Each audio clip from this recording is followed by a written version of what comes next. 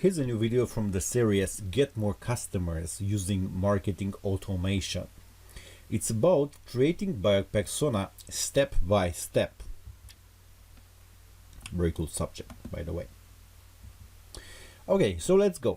You know now what tools you will need, what persona is, and how to use it. In the process of creating it, we will try to establish customers' motivation and priorities, success indicators, possible obstacles or barriers preventing from closing the deal, buyer's journey, decision criteria. Below, we prepared a list of questions useful when creating a persona for business to business or business to consumer. We hope that our list will inspire you. Choose from our ideas, combine them with others, and add your own freely. Essential questions are marked with a star. Decide which questions are crucial for you right now. Prepare a list and learn how you will find your answers. Prepare surveys if necessary. Revise personas once a month or once in 3 months. Find some time to take a look at your personas. Have you learned something new about them in that time? Maybe your experience has proven some of earlier hypotheses wrong, or maybe your customer changed.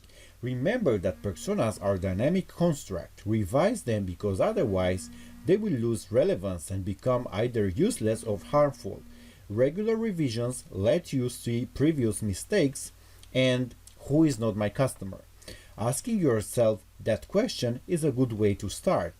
You will know more precisely where to begin when you eliminate as many other options as possible. Also, it comes at hand when you are stuck and can't get a grip of your persona. Defining them negatively, who your customers certainly are not, unlocks your creative and analytical potential. Sample questions for business to business. What are his priorities, crucial objectives? By the way, pay attention to the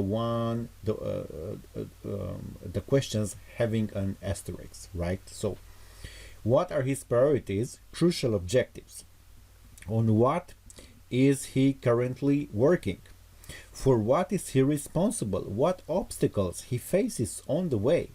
What in his position in the company? Is he decisive? What are his most important purchase criteria? What tools and platforms does he use? On which technologies is he dependent? What would prevent him from making a purchase? How long does it take to make a decision? On what basis is his work evaluated? What success means to him? Which aspects of his work does he like? What are his core competencies, most valuable skills? What size is his organization of? What is his budget approximately? Where does he get his knowledge from? What are his education and experience? Has he used your competitors' solutions? What is his business branch? Is he satisfied with his job? What strategies does he use? Which are efficient? How his typical workday looks like? On what tasks does it consist? Here are some sample questions for business to consumer. How old is he? What is his gender? Where does he come from? How many responsibilities does he have? And how much time for leisure? What is his work-life balance? Where he buys, online, offline, brands and stores. When he buys, what are his shopping habits? Conducting research. Participating willingly in loyalty programs. Preferring big but rare shopping or small but frequent sessions. Does he enjoy shopping? How much does he spend? What triggers him to shopping? What interrupts purchase or discourages from it? What are shopping barriers? What are his dubs? Where does he look for information like channels, media, size of content, consumption habits, etc.? Which feature of the product are crucial for him? Important notes. Be specific. Try to answer questions as precisely as possible. Mark details and note the exact words your customer use. Collect quotes. Your persona should be made of real words of customers and analytics. Don't force answers. If you don't know something important about your customers, don't feel compelled to fill in the blanks at all costs. If you have a hypothesis, write it there and mark as hypothesis. You can go back to that question later. You can have more than one persona, but personas must be distinct, otherwise there is no point in creating many of them, or maybe you haven't been precise enough. Primal customer. If you have more than one persona, know which one is your primal, core, most important customer on whom you want to focus. How do I know that? Adding new feature to your persona profile, note where do you know it from in order to distinguish between solid knowledge from hypothesis. Predict. Use personas to indicating trends and predicting future needs of your customers.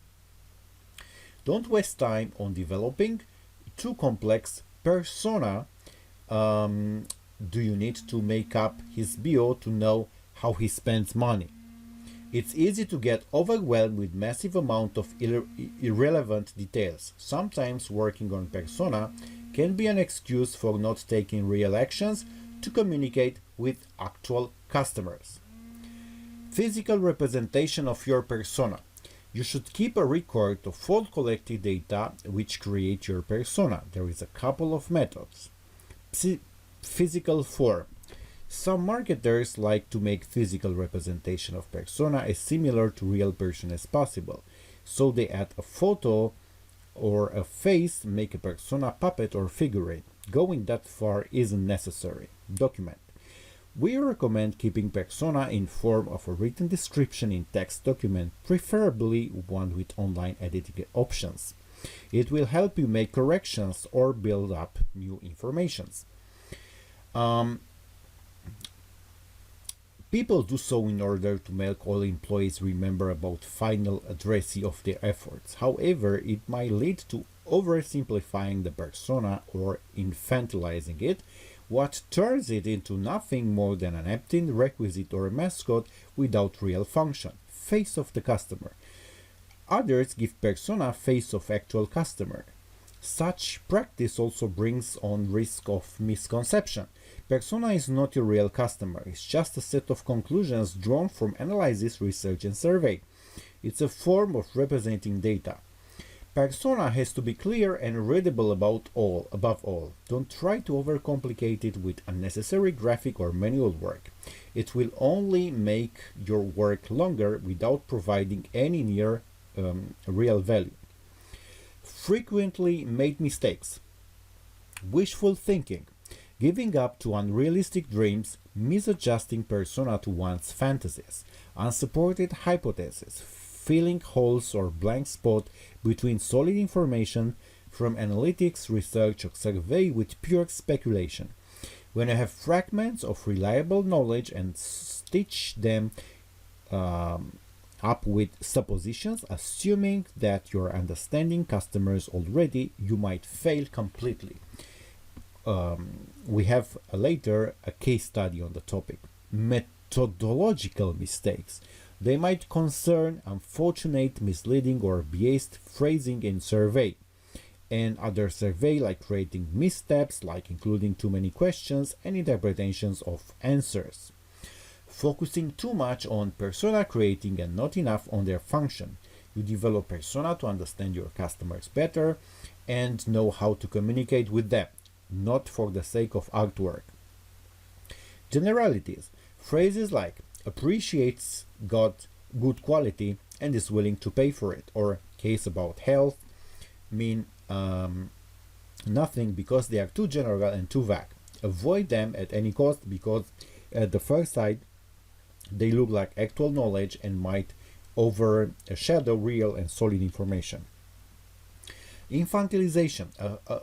Although some experts recommend such practice, we strongly discourage you for giving personas names, especially funny names like Spaghetti Samantha, Lazy Luke. Firstly, it makes your persona a joke, not something that can be seriously used.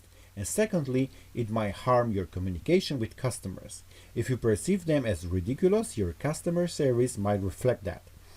Building persona based on one actual customer. Persona is not one customer generalized, but inversely large group extracted to one model.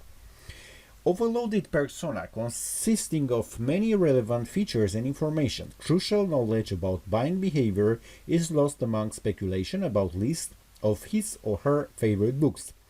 Reduce persona only to the data you actually need. Another version on that mistake is creating too many personas. When persona doesn't work, what could go wrong? Problems you can face on your way to successful persona. A problem: my buyer personas are far from my actual customers. Solution: if you happen to sometimes have customers different from your personas, that's totally fine and shouldn't make you do any changes. But if it's a massive process, it means that your persona is unrealistic and should be corrected. Make new persona according to your actual customers and think about its relation to previous one. I create persona but can't actually use them. Personas created without function in mind are useless. Go back and create persona once more, but before you start, ask yourself, how am I going to use it? It will help you find the right question. My persona is out of date. It's a natural sign of development. Don't panic. Just find out what happened. Did your customers change and why? Thank you very much.